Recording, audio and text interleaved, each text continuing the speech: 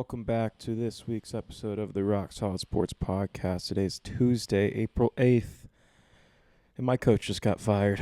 Yeah, that was really out of the blue for me. I didn't see that coming at all. I mean, you win a championship 2 years ago, and this is how you get repaid, I guess. Yeah, full dump off in Denver. Poor Nuggets. But we're here to talk Nuggets national championship yesterday and the first week of the MLB season, so let's get to it. We gonna make it, baby.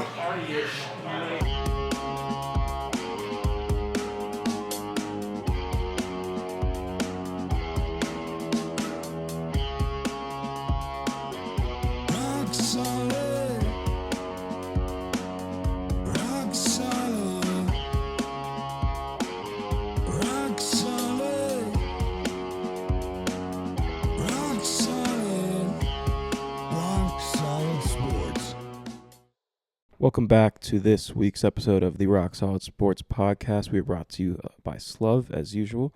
Go check them out on Instagram at sluv.co. That's sluv.co. Or go check them out on their website at sluv.us. That is sluv.us. Yeah, we were going to lead off with the national championship today. That was the plan until about 11:30 a.m. here Mountain Time, where the Denver Nuggets announced that Michael Malone, coach of your 2023 champion Denver Nuggets, was fired, along with the general manager, Calvin Booth, which a lot of us wanted, at least Calvin Booth, but not Michael Malone, and we got both today.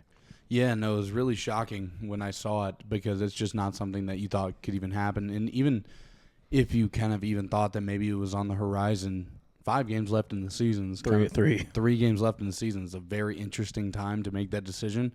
The Nuggets are making the playoffs, aren't they? 4 seed right now, could fall all the way to 8th, but yes, they will be in the postseason. Yeah, so it's just super interesting to not at least let it kind of ride out through. I get, like, if you wanted to get rid of, like, the GM right now, like, that's one thing, but just a guy who's always around the players and the coach himself, like, very interesting decision to get rid of him before the playoffs, get going here very soon. Yeah, there seemed to be a disconnect, I think, that a lot of Nuggets fans maybe didn't see over these past, few months. Kroenke, there's a video up on the Nuggets Twitter. It's probably on Instagram too. But he did an interview with Vic Lombardi today and kind of said that they were going to do this anyway at the end of the season. This was kind of already a decision that him and his dad made. And they just wanted to do it earlier because they saw some trends going in the wrong direction. We had an 8-game win streak before the All-Star break. I think since then, 11-13. As of right now, we're recording this. We're on a 4-game losing streak. They thought it was time. They saw bad trends. Michael Malone had a couple comments about some players maybe not watching film recently. There's also been, I think, just a huge disconnect between him and Calvin Booth. I don't know. I didn't see it, really. All these signs were kind of in front of my face for months now, or maybe years, since, Bones Highland got traded away, KCP, Bruce Brown letting them walk. Reggie Jackson trading him in 3 second-rounders. I didn't really get that one. Reggie Jackson wasn't good, but sending 3 second-rounders to get rid of him is quite an idea, I guess. Yeah. And then, it just didn't really seem like him and Malone agreed on a lot of things. And playing Westbrook was one of them versus, Jalen Pickett. Calvin Booth, that was kind of his guy that he drafted, and Malone wasn't really playing him. So, I don't know, a lot of disconnect that I guess we didn't see, but now that it's over, I guess we have maybe the playoffs to look forward to. Yeah. I don't know. Maybe they catch some interim coach magic, which can happen on occasion, but I don't know. He seems like a pretty core piece of that team.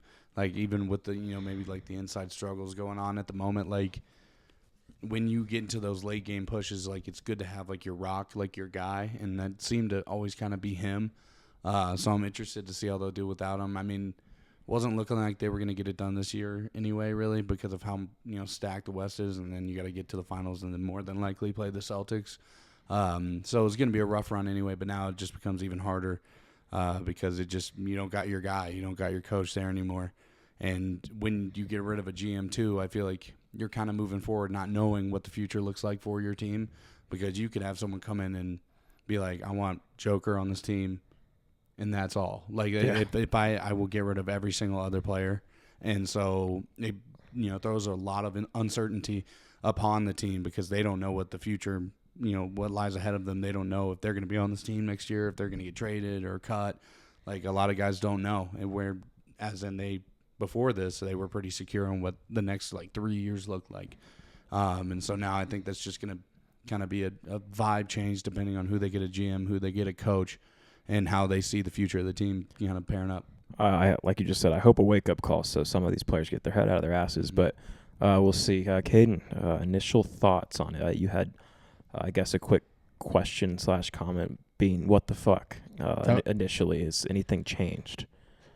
No, I mean, like you said, Malone was definitely confusing. That's, I guess, the only way I guess that's all I said. I was like, I'm confused. I don't know. I guess we're moving on, you know? There's nothing we can do about it. It's crazy, though. Like Jackson said, who knows what the future holds now, really. It was weird that they announced Malone first. That's what I thought, too. Yeah. I feel like get the bad news out of the way first, you know? Good news later. Yeah, because right when Malone got, announced that he was fired, everybody was like, well, Calvin Booth, why does he still have a job? Mm-hmm. And then 10 minutes later, it came out that they fired him as well. But, I think based on what Kroenke said and what I've heard, I guess, throughout the 2-3 hours of podcasts I've been able to listen to, is that Kroenke thought it was just best to – they both didn't see eye to eye, so Kroenke thought it was best to just get rid of both of them, which is an interesting tactic. Definitely. Yeah, so hopefully their search is good. I reached out to Michael Malone's daughter if her dad had any comment for Rock Solid Sports. They did not respond. Okay. As you can imagine. So results pending. Yeah, results pending. We'll get back to you next week. I said, would he like to come on the show? Very small platform. Definitely. Probably will never read it, but that would be crazy. It was worth a shot. It was worth a shot. We go from having no guests ever to just Michael Malone. Right the day after he gets fired. I did try. I don't think it will work, but we did try. My only hopes, I guess. I don't really have any expectations for the playoffs. I mean, maybe that's a good thing. The last time we didn't really have expectations was the bubble, and we were able to make it to the Western Conference Finals, and obviously got put up against a stacked Lakers team that year. But that was the last time we really had no expectations, and maybe a no expectations Nuggets is scary. Yeah. But if it's not, then I really have no expectations anyway. So let's get kind of hoping to get to the offseason, and then to me, I mean, the GM and the coaching job is, I would think, the most attractive job in the NBA, considering you have the best player on that team. Like, I wouldn't want to. I don't think there's any guy that wouldn't want to come coach Nikola Jokic. Yeah, I agree. I think when you look at the team, you see Jokic and you see how good of a player he is, and how you can kind of build around him. And then you even got a guy like Jamal Murray, where it's like you could see him in one light as a piece of that puzzle. You could also see him as a great trade option to get you stacked with good role players to really support Jokic, because the Nuggets have their star. Like, no one's going to be a bigger star than Jokic. And honestly, what he does on a night-to-night basis is so crazy that you really don't need another guy who's going to do the same thing. Like, obviously it's nice, but you can just go, honestly, for a whole team of role players who can, are going to give you consistent production every night that can support the 30, 40 points he's putting up already. And so if you can stack that up along with the bench, then you're looking at something great. So when you're coming to the team, I think you see a lot of potential to build on what's already there, as well as kind of like tear everything down except for Jokic and then build back around him. And so I think it's a very intriguing job for anybody who wants to take it, coach and GM. I think in GM terms, it's way more exciting because coaching, obviously you get to coach Jokic, but at the other end of the spectrum, you get to build around him as a GM, and I think that's something that's really important and something that's going to draw a lot of GMs to want to go work there. Okay, do you have any, I guess, wants in terms of coach and GM going into next year, but do you also have like Jackson kind of just said, there's obviously going to be assets on the table. We kind of briefly talked about it earlier through text, but is there anybody maybe that you don't want traded off the Denver Nuggets next year besides obviously Nikola Jokic? I think, honestly, I have my very short list of people. Jokic, keep Mr. Nugget. Speaking of, he's over there. Okay. You keep AG. I mean, really, we don't have to, just for the vibes. Yeah. Like I said, Mr. Nugget. And I think as sad as it is to say, I think everyone else is kind of expendable. I think, I don't know. My short list of people was Jokic, obviously, Christian Brown, Yeah. and then maybe Aaron Gordon. I would obviously be fine with keeping him, but I'd also be fine with That's what, yeah. if it's getting us Giannis Antetokounmpo. Or Yeah. that's kind of the only guy I really want. Mm-hmm. To be honest with you, like Kevin Durant would be cool. If he's already kind of talked about getting bought out, or maybe he's a free agent this year. I don't remember, but he said he would be open to signing the minimum with a team next year. And if he's doing that, then I'm all in. Yeah. But I don't really want to trade, half of our assets for him. I don't know Yeah. what his contract's looking like right now. Mm-hmm. I have no clue. But if he wants to come do that, yeah, I'm with that. Yeah. Other than that, I mean, the only really big superstar I kind of want is Giannis, and that's kind of That'd be insane. a take all of our bad players and give us your one good player. I don't think the Bucks would do that unless he requests a trade. You never know. Yeah. The NBA's been pretty weird this year. Mm-hmm. If you were to tell me that the coach getting fired that just won a championship 2 years ago, the team is 4th in the West. I think they're at 47 wins. They're not going to get to 50 probably, but they're at 47. Mm-hmm. And he got fired 3 games before the playoffs. If I was to tell you that wasn't the craziest thing that happened in the NBA this year, Yeah. I don't know if you'd believe me. No, yeah, it's definitely a very interesting situation. It's just so late in the year, and I think that's what's so shocking about it. And that's where you can just tell, you don't have to be a front office guru to know that there was something not right going on within the organization between everybody. Like you said, a disconnect between everybody, because this is a decision that you only make when there is some sort of disconnect, because it's so late. Because it's if they knew earlier that this wasn't going to work, this is a middle of the season fire.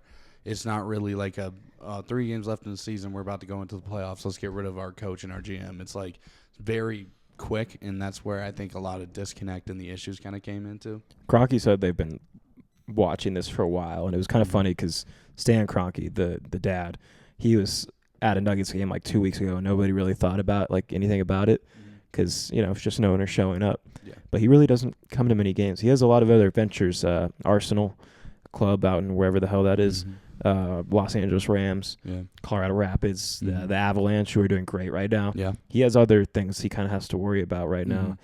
And then I think they kind of just realized that we were wasting Jokic's best season ever. Yeah. Just for perspective, it's April 8th right now. I think they played 3 games in April. Jokic's averages 45 points a game, 12.3 rebounds, 10.7 assists, 2 steals, and we have 0 wins in the month of April when he's averaging 45 points. So I think that's personally what they kind of got sick of. No matter if it was the disconnect, whatever, I think they took it more personal that, hey, we're wasting this generational talents. At least a year, maybe not his whole career. Obviously, he's done great. But after last year, it's losing that game 7 by, when we're up by 15 or 20 points, whatever it was, losing that game, I feel like everything's just kind of gone downhill from there. Yeah. And I think it's just one of those things where it's just things are starting to kind of, Russell's been doing what he's doing. I think it's just terrible recently. Yeah, I think he's just maybe doing too much, to maybe show his worth to the team. And I'm not really sure where that's going to go.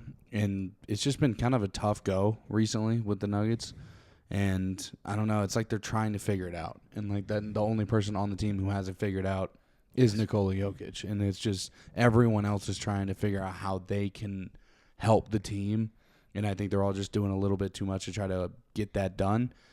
I'm not sure where you go from here, but I think this just, to me, smells like a break it down, rebuild it back up again. Kind of like an in-between rebuild. I wouldn't call it a full rebuild just because there's a good basis and a good foundation of the team. When you have someone like Jokic, you're not really rebuilding.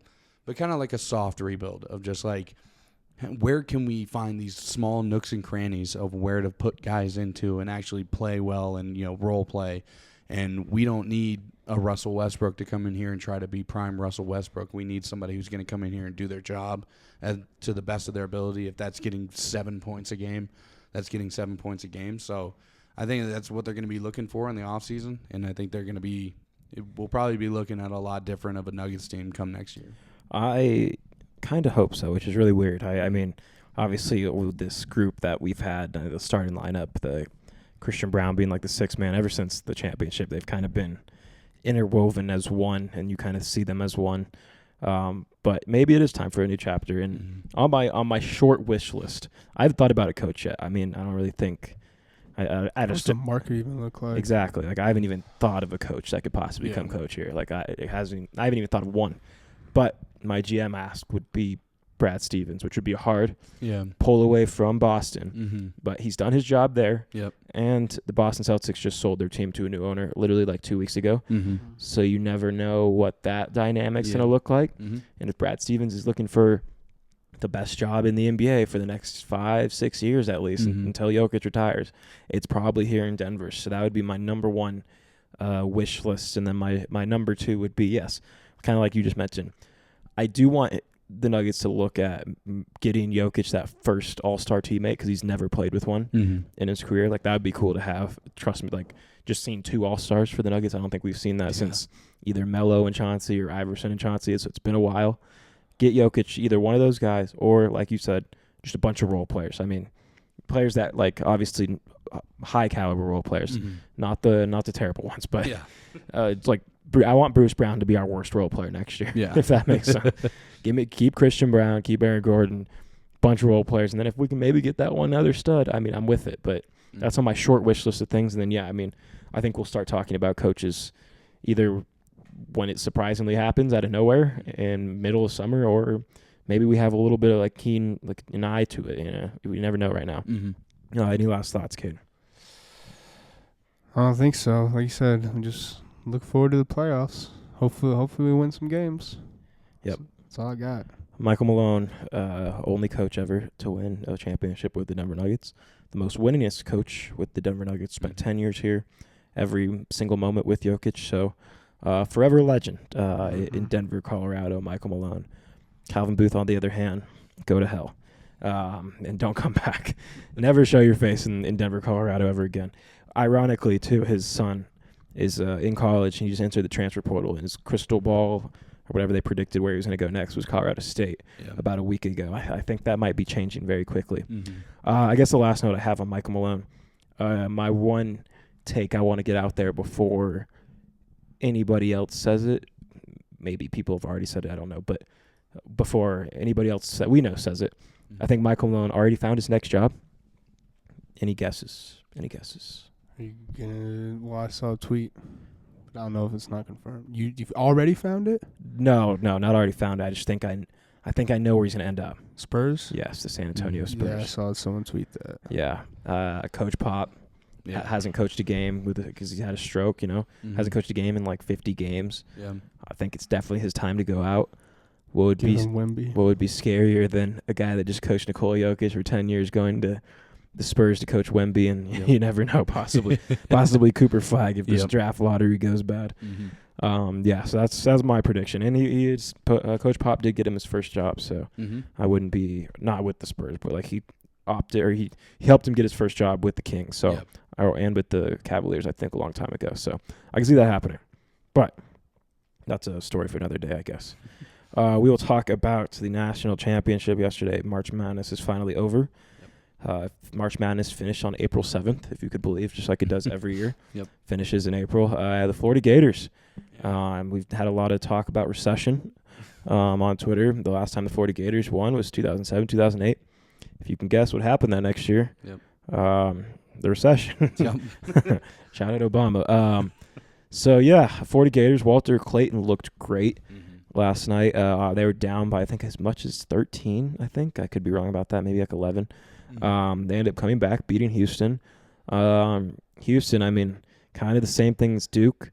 I don't want to say as bad because Duke is the worst, but Houston was up, I think, like, what was it, 9 points, 6, 7 points, something like that. Did not mean to do that. With like 2 minutes, 30-something seconds left, and they don't score a field goal for the remaining 2.5 minutes. That's a very good recipe to lose a game. Yeah, it's very good, especially like, and then you got the final play, which is just unbelievable. Like, if you want a brighter showcase that guy's not ready for the show, that was it. I mean, you have the ball in your hand with about 5 seconds left or so, and you go up. You've already made your bed. You got to lay in it. The guy he's jumping at you. just throw the ball up. Like, Yeah. Worst case scenario, they say, well, at least he tried to put a shot up. Houston's the best offensive rebounding team in the country. Yeah. I mean, just put a shot up. I mean, you cannot just let that ball go back down. Like, it's a horrible decision. I'm not saying I'd be any better in that situation. Like, that's an insane situation to, like, if you put yourself into that, like, if I put myself into it right now, I'd probably have a heart attack. Just all the feels and emotions going into that. But it's just one of those things where it's just like you're already going up for the shot. You've made your bed, laying it, throw the ball up. But it's also one of those things where you're only down 2. If you think that you're the better team and you can pick it back up, just go for an easy bucket. Go for something where you know you can get it in. Or even if you go for it, you miss, you can get the rebound, put it right back up. So I think they maybe were afraid that going into overtime would mean that what had been happening for the whole second half would continue to happen and they would end up losing.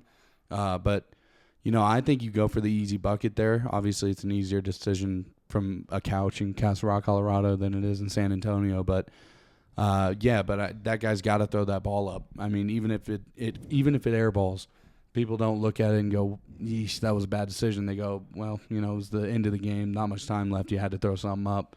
I think that's how people look at it. But now people look at it like, damn, it was just a bad decision. And I don't think anybody blames the kid, but you got to throw that ball up. Caden, first thoughts? I mean, about the game? Yeah. Yeah. Or about that play, both. I mean, it was a pretty close game the entire time, so it was a good game. It got obviously crazy at the end. That was insane. I mean, I agree. You have to pass or shoot it or pass it, not put it back on the ground. That's for sure. But I don't know why he was going to shoot it with that early anyway. There's like 4 or 5 seconds left on the clock. Could have pump faked it. Yeah, pump faked it, and then which that just adds even more to the you should have just shot it because there's so much time on the clock. Mm-hmm. And you just hopefully someone's down there tips it in or something. I don't know. Rough way to go out, but like Jackson said, what are you supposed to do? Yeah, and I mean because we were at Sportsbook after our softball game, got a W, huge. But I'm looking over at Saul and Caden. I'm like, what the fuck just happened? What happened? I'm looking up at a national championship game with 4 seconds left because I kind of missed the beginning of the play. And I looked over. There's 4 or 5 seconds left, and the Houston guy's boxing a Florida guy out, and he's just watching the ball roll. And I'm like, what the fuck is going on? I had no idea. I was like, are they trying to lose? Like, what's going on? So it was just like an insane happenstance that was going on. Like, it just was unbelievable that's how that game ended. And it sucks, but shout out to Houston though. They made a good run. I mean, they were obviously number 1, but I think a lot of people were kind of hesitant about how good they were going to do, and they did what they needed to do. And I think they maybe in their mind thought that Duke game was like their championship. Like, if we win this, we can win it all probably. And I think that they continued that thought into like the first half, and then as the second half came to a close, I think they realized that this isn't going to be as easy as we thought, and Florida was gritty, and they got it done. Yeah, I think like the last 5 or 6 years, Houston's been in the Sweet 16, Elite 8, Final 4, National Championship, still have not been able to get it done. LJ Cryer, he's the big man on Houston, lefty. He's the guard. What's the big man's name? He's number 13. His name is Juwan Roberts. He shot 3 for 13. I just realized that was pretty bad. But I think it was I don't want to give all the blame on him because obviously that guy took the shot at the end. I don't know that guy's name either. But Juwan Roberts, I think that is his name. He messed the play up. I don't know if anybody really else saw that, but they were supposed to, him and whoever the other forward was supposed to set it like a down screen for that guy who was supposed to come up and get the ball, shoot it. And they both just all missed Walter Clayton Jr. And that's when he flew up, put his arm up, and then that's when the guy had to make that decision midair. If they set that screen, you never know. He might have had a wide open look and going for the win. It was bold, but Kelvin Sampson, I mean, I'm honestly shocked he didn't go for 2, considering their whole game plan, this whole March Madness, this whole tournament has been just play tougher than everybody. So why not attack the rim? Try to get an and one or try to get a foul call and go to the free throw line. I don't really know. I didn't watch it, so I don't really know if they were like missing free throws like before that or what that decision making was. But I kind of more blamed it on Mr. Roberts than I do the actual shooter. He definitely should have at least just thrown it at the rim. Mm-hmm. They had two guys, because even if that's the case, they had two guys on the backside by the rim, which is why he was boxing out a Florida player, and all these other guys had to run to the ball, because if he just shot it, there was two guys already over there. Obviously, long shot, long rebound, so you never know. But, tough way to go out for Houston. I feel bad for Kelvin Sampson. He's been very close, like 5 times, and they just can't get it done. They shot 24% from the three-point line yesterday. Florida only shot 25%, so don't really know what the difference was. I mean, Florida shot 40% from the field. Houston shot 35. So, yeah, I know. I feel bad for Houston. I picked them. You picked them. We did have the national championship matchup, right? Yeah. We both picked Houston versus Florida. We just both were on the wrong side of the stick there. Yeah. Walter Clayton Jr., I think a lot of people, especially if you're a casual college basketball watcher, had no clue who this guy was before the tournament. I think like even 2 months ago, before the conference tournaments, he was off of draft boards. I think that changed after this tournament. I don't think he's going to be a first rounder, but I think he'll definitely get drafted. Yeah. And he's a little older. He's like 22, which is crazy that I say like a little older for the NBA. You know what I mean? NFL scouts don't think he's that athletic, but this dude can just straight up put the ball in the basket. Yeah. Had a rough game yesterday, but he's had a great tournament.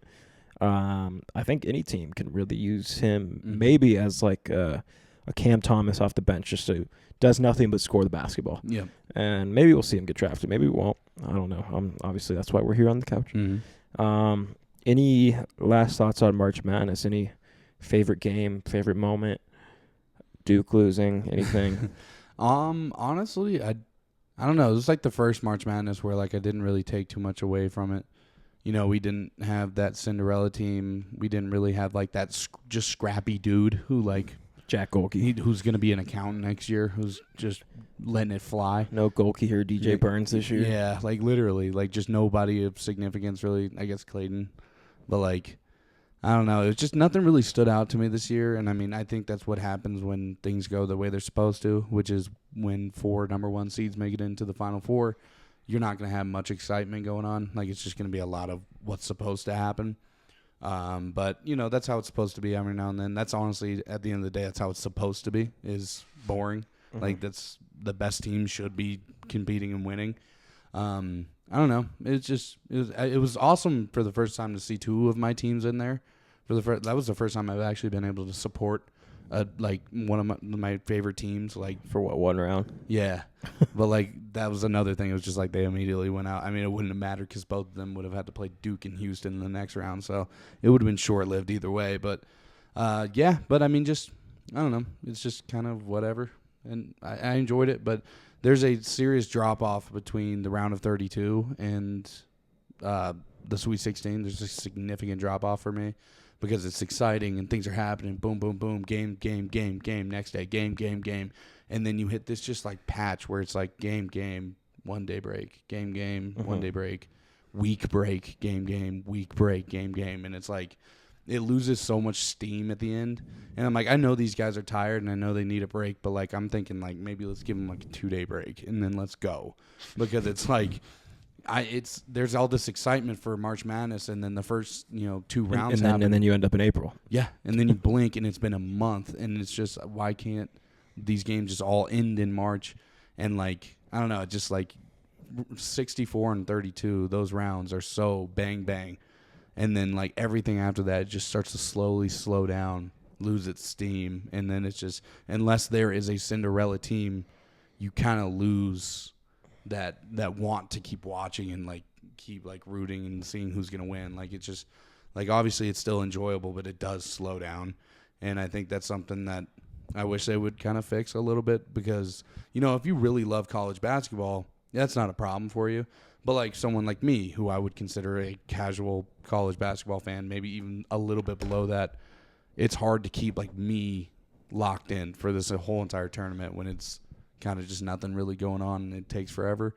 But I think, I don't know, you got to have these lull years that make the big years more fun and more entertaining. Because if it wasn't for those, then those wouldn't be as exciting. If that happened every year, then that would just be normal. Okay, and same question.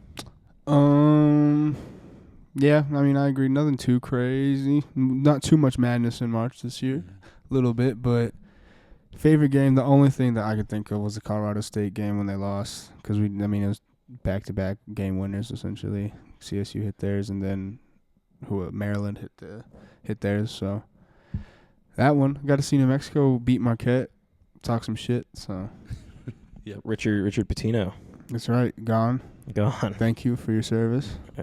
Good tournament. Yeah. Hey. But yeah, Niles. Hey, another march down, another terrible bracket in the books. Yeah, I think I finished 4th. I was doing 14th. Really good. Oh, damn. I was doing really good until I think like the Sweet 16 finished, and I was like, all right, my bracket's cooked. But it was fun while it lasted. Yeah. Yeah, no more March Madness until a whole year from now, which is perfectly fine with me. It's just football season's coming up. Yep. Masters are this weekend. Mm-hmm. Yeah, I didn't really have any. I agreed with Caden. I was going to say Colorado State. Shout out Nate Clifford, friend of the program. Yeah, that's pretty much it. That was the one game I could really take back and be like, yeah, well, I watched that full game. Yeah. It was insane. And other than that, I'm glad Duke lost. Looked like they were going to win for about 3 weeks there. Mm-hmm. And then they sold, so that was fun. It looked like they were going to win all the way until the last minute of the game. Yeah. Yeah, Cooper Flagg. A lot of people are saying that he's going to hear about this for the rest of his life. I don't think it's that deep, but that'd be really funny if just every time he does something bad, they're like, yeah, you remember that game? Yeah, sucked for them. Cool. Yeah, that's it on March Madness. We're going to get to a break here, and then we will talk MLB and a little bit of Masters on the other side. Verb Energy bars give you that extra boost that you need in the morning. They have an assortment of different types of bars, whether it's from caffeinated bars for the morning, as well as protein bars, whether in the morning or after your workouts. My personal favorite right now is the chocolate chip banana bread. It's awesome, helps me get through the day, through the podcast, also through the work throughout the week. So right now, if you go onto their website, use code ROCKSOLID, you can get 30% off your next order. Verb Energy is the best way to start your day. Go check them out. All right, welcome back to the second half of the show. Make sure you go buy Verb Energy bars before you keep watching, and then you come back, and then you watch or you listen, whatever you're doing. But yeah, go check them out first. We're going to talk MLB. It has been, I think, a week and a half, 2 weeks maybe? Mm-hmm. I think 2 weeks maybe exactly on the day, that the MLB season started. Some exciting stuff for some people, some not. Yeah. I'll let you get yours out of the way first. Take the floor. Yeah, no, it's been a really bad start. Probably the worst possible start. No team that's ever started 0-7 has ever made the postseason until this year. But it's just been really tough. Like, our bats just cannot get it together. Spencer Strider's still working on his rehab. Ronald Acuna, I don't know where he is, honestly. I need to probably look into that. Sean Murphy, not dead, hitting bombs in this game that they're playing against the Phillies right now. I'll give him a little bit of the benefit of the doubt. They had a really tough stretch to open the year up. It was literally like Padres, Dodgers, Dodgers. And that's a really rough way to start a season. And then we go to Miami, we win one game. We put up like 10 runs, hold them to nothing. And then we lose the next day like 1-0. So everything's confusing and everything hurts and it's pain. I don't know. I think it's just our relievers suck, and I think that's a problem right now. But I think more than that, our hitting is just not good. Like, our average right now is like below 250 as a whole team. I think it might be under 200 actually, and that's not going to win you any games. I think once we get Strider back, we get Acuna back, bats get a little bit hotter. I'm not really too worried right now, to be honest with you. It's so early in the season that if we can just start turning around, like, not even like sweeping series, like just winning, half games, winning 2 out of 4, 2 out of 3, like just little stuff like that, we can really start to kind of make our way back up. The Braves have one of the best lineups in the MLB, and that can show at any moment. But the problem they've had since they won the World Series, the problem they've had is just consistency. They have a roster full of guys who can hit a home run every single time they go out there, but they also can strike out and ground out and do nothing. But Matt Olson, he's a guy who I think is going to start turning around here anytime soon, because I was looking at a bunch of tweets about it. He's just had bad hitter luck. and that's been kind of an issue. Like when they were playing the Dodgers, I saw a stat that said Mookie just hit a 340-something yard home run, and Matt Olson hit a 390-foot out. And so that's just unlucky shit. Like, it's just you just didn't hit it to the right part of the ballpark. And it's just that's the stuff they got to turn around and that they got to work on is getting more consistent with the bats and making sure our relievers can hold games. Swellenbach's looking great. Spencer Strider's going to come back. He'll be fine. He'll look great. Ronald Acuna, he's one of the best players in the game. He's going to show that. He's going to make his effect known immediately. So it's a tough start. And the thing with the MLB season is, like, it's so long that, like, it could be 30-something games before they really turn it on and start to catch up again. But it just takes one good month. If we can have one good month of solid quality baseball where we're splitting and winning series, then we can start catching up and get back on our feet again. It's going to look, honestly, like getting this on your back foot this early is hard when you got, like, the Phillies. You know, they're doing all right. So it's going to be hard to catch up. But if we can just get back into the race, get back on our feet, I think we'll be straight. But it's been a very rough start. Caden, would you like to take the floor about your team? Talk about the old Rockies? Yeah. I'm just doing typical Rocky shit, you know, sucking ass. They're 2-7. They got killed by the Phillies. Chase Dollander just got called up. He won his game last night. Zach Veen. Zach Veen just got called up. We'll see. I don't think he played. Maybe he did. I think he plays tonight. Oh, tonight? I think his first start. There you go. That makes sense. Dollander played last night. The reason I chuckled, I was looking at the injury report for the Rockies, and this one just says his name's Daniel Cope. He's a catcher, and as the description, it just says no. That's it. Seriously? Bro, no. No, but I mean, hey, we're doing what we like to do, and that's not win baseball games. So we're right at home, baby. Did you see the tower? The Tower of Cups? I did not. There was a Tower of Cups at the game. I think it was. I don't know if you guys played last night. Was it last night? I don't know. It was on. I don't think it was on my TikTok feed or something. It was just a tower from the rooftop to the level below, essentially just of cups that people were just stacking up. Yeah, I went to the game Saturday, and I saw a lot of people trying. There were a lot of people running around with very tall stacks of cups, but never saw one reach all the way to the rooftop because if you don't know, the Rockies have a deal where you can give them $200 and you can go to every single home game. So that shows you where the team's at currently. It's pretty rough, but it's fun. Hopefully those $200 can go towards Chris Bryant's contract. Yeah. Yeah, Rockies have a series against the Brewers right now. Starts tonight. I was actually looking into when the Brewers were coming here. I think this morning, ironically, I was like, for some reason, I forget why. I don't forget the exact reason, but I was trying to figure out exactly when the Brewers came here, and I looked, and I was like, oh, shit, it's today. So I was really hoping it was like July or something, but no, it is right now. Yeah, Rockies at the bottom of the NL West. I think it was yesterday, you guys got projected a 0% chance to make the playoffs. Yep. As of yesterday. Zero? Zero. Zero is crazy. Like, not even like zero. I'm not like, I get it. We do have a 0% chance of making the playoffs, but you can give us like a 0.01. I think it was either like MLB.com or ESPN that did it, and it was 0%. I saw what you were talking about. Yeah, it's literally a line graph, and then Colorado Rockies are just at the bottom, just in a straight line. It's kind of fucked up, to be honest with you. Yeah. Super fucked up. Like I said, you never know what could happen. Yeah, like 0.1. We could give Aaron Judge. The captain. Yeah, he could be our captain. Derek Jeter unretires, plays for the Rockies.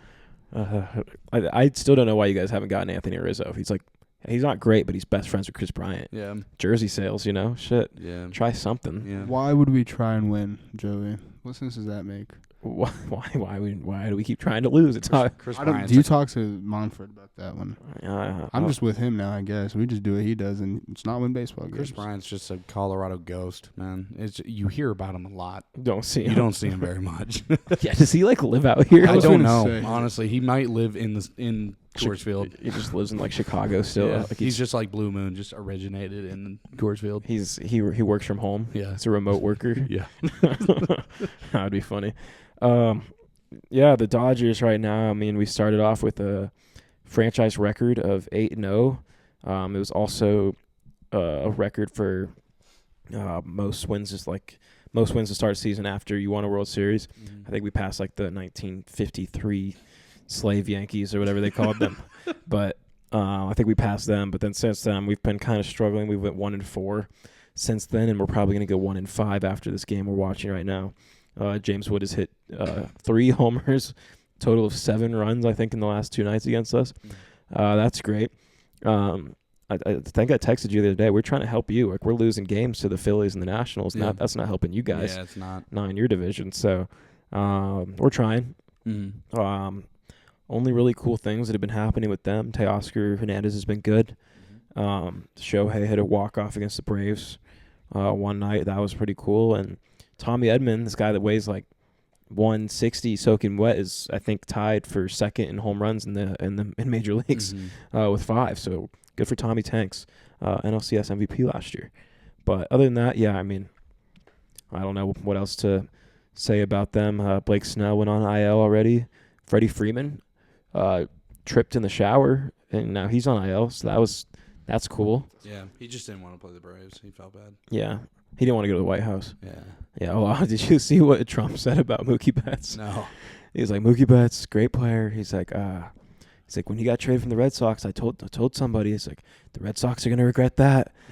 Great ball player. And then Mookie's just sitting there like, what the fuck is this guy talking about? It was really funny, but yeah, I mean, not really much to say about them until October. See Tommy Tanks, I'm telling you. Go. Yeah. Oh, it's not going out. One thing I have noticed, a wind in like Washington, Philly, I'm guessing New York right now, that area, it is very cold right now. It's like 30, 40 degrees what they're playing in, and the wind is just holding everything in. If you're not like literally Juan Soto or like Aaron Judge, like the ball is staying in the ballpark. Yeah. So cannot wait till it's warm, or cannot wait till the Dodgers get back home so they can start winning games again. Anything else cool you guys saw in baseball before we move on? Torpedo bats. Torpedo bats. Yeah, I mean, it's kind of whatever. Okay, I got to say something real quick. So we're watching this Dodgers game on MLB TV. They've done this hat game with the ball and the hat. It has been won every single time. It has not changed. It is going to be won every time they replay it. Let's see. You should put money on it. I know. It's infinite money glitch, but it has ran 40,000 times. I haven't seen it be anything but one. I have no clue where it started. I didn't either. It started in the middle. I think it's one. I think it's one. We're going to find out. Yeah, it's one. It has been one every single. This commercial is played 15 times. Well, make sure if you're ever watching it with somebody and you're like, hey, it's gonna be one. Like, put money on it. Like, I'll put $5 that it's one. Yeah. It's $5 right there. And then everyone can act like you're on a crazy streak when really they just do not give a shit enough to change it. Yeah, torpedo bats. Should we get the torpedo bats for the Rockies?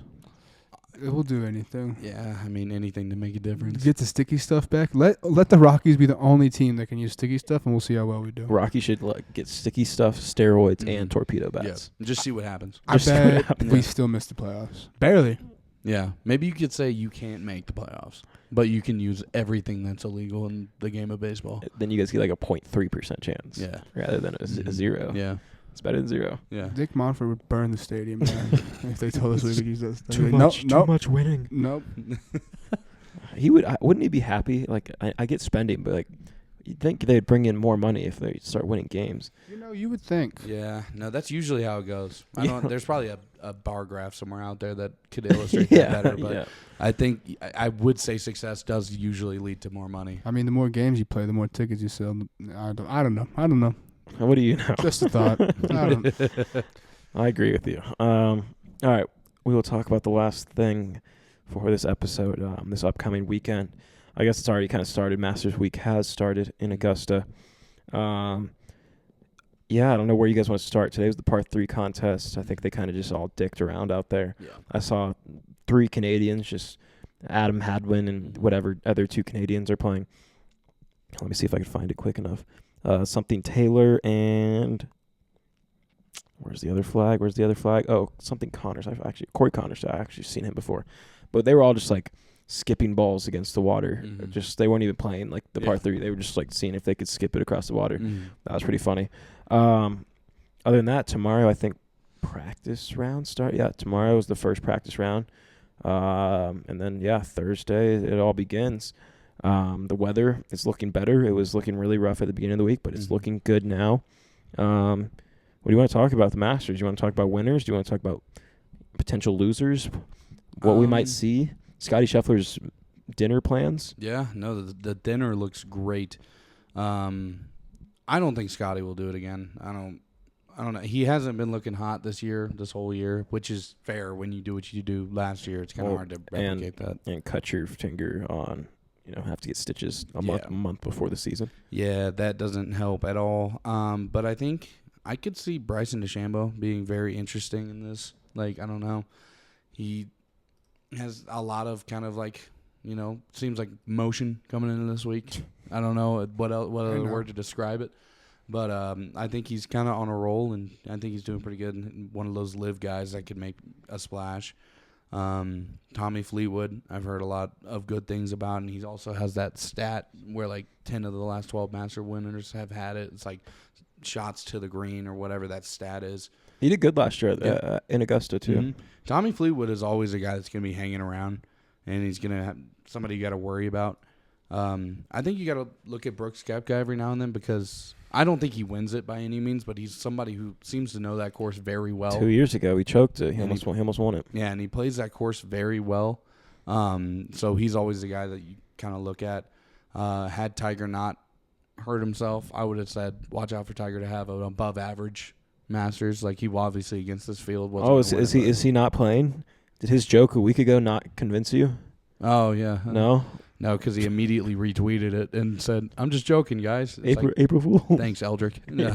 Go home and recover for us, please.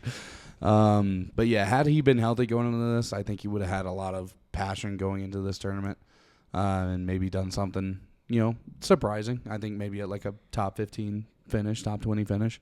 But I guess we'll never know that. But yeah, I don't even know, like, really, like, who's going to have it this whole year. Like, last year was so obvious who's going to win this and, like, who's running the whole year. Scotty just couldn't lose. But this year it just seems like, I don't know, anybody could do it. Maybe Rory finally pulls it together and wins it. I don't know. Pick your top three. I'm going to go. It doesn't have to be in order. Just one of these three guys you think is going to win. I think it's going to be between Rory McIlroy, Ludwig, and give me Tommy. I think between one of those three guys, somebody's going to win it. Rory, Ludwig, and Tommy Fleetwood. Caden? I don't know if you have it pulled up. Do you want me to go first? Yeah, you go first. I do have it pulled up. You took my number one, who I do think is actually going to win it. Mm-hmm. It's Ludwig Oberg. Yep. He, I think, finished second last year, maybe third, but he was great in the last 2 days. He just kind of has a game that I think fits Augusta pretty naturally. And he's been great this year to start. He hasn't, I don't think, won anything yet, but I expect to see him in the top 5 finishers. Justin Thomas. I think he surprised some people this year. He's been playing great. He did, I think, choke like 2 weeks ago or 3 weeks ago, whatever that was. Was that like the Children's? No, that was when Siwoo Kim won. The one before that, I think Justin Thomas was supposed to win, and he like missed a putt or something on like 17. One of those two, and then I'll go Bryson. Yeah. I think he's just been playing well. Obviously, in Live, it's a little different of a game. We're only playing 3 rounds of golf per weekend rather than 4, but he's been good at Augusta these last couple of years, and I think he's going to have the crowd behind him. I know that. Usually, everybody describes, I remember I watched a documentary like a week ago on Tiger at the Masters, and everybody said that, like, Tiger was, like, you don't want to be in a playoff against him, or you don't want to be in that final group with him, because everybody would just, it's not that they don't want you to win, they just want Tiger to win more. Yeah. I think that's Bryson this week for how big he's gotten into the YouTube golf scene and how big he is as a golfer right now. There's no other golfer, I think, with a bigger name than Bryson DeChambeau right now, so I think he might have the crowd behind him, and he really thrives with that, I'd say. So that would be my third pick. Yeah, I mean, I think his game tailors very well to Augusta because the greens are very interesting there, and they move a lot, and he has such a powerful drive that it gets him so close to the point where he really can be a lot more accurate with his second shot or his third shot. And I think that's what tailors really well to it, and if he can keep the stamina for 4 days, he easily could be in the running come Sunday. As long as he doesn't do what he was doing last weekend on the Live Tour, and that was chipping on the green. You can't do that at Augusta. You will probably get shot in the back of the head. No, dude, literally, when I watched that, the second one was fine. It looked fine. That first one, when he took a chunk out of the green, my toes peeled off of my body. Like, it was the worst thing I've ever seen in my life. They would have shot him at Augusta National. Yeah. Oh, yeah. Arcade, go ahead. You know, I don't think I've watched a lot of golf this year. I'm not going to lie to you, if any, to be honest with you. But you watched maybe 10 minutes of a TGL match? Yeah, I've watched more TGL than anything PGA, for surely. But first person that popped into my mind that was not mentioned, Morikawa. He tied third last year, I'm pretty sure. I think I just looked it up. Yeah, I think he's always in the play, especially playing so well last year.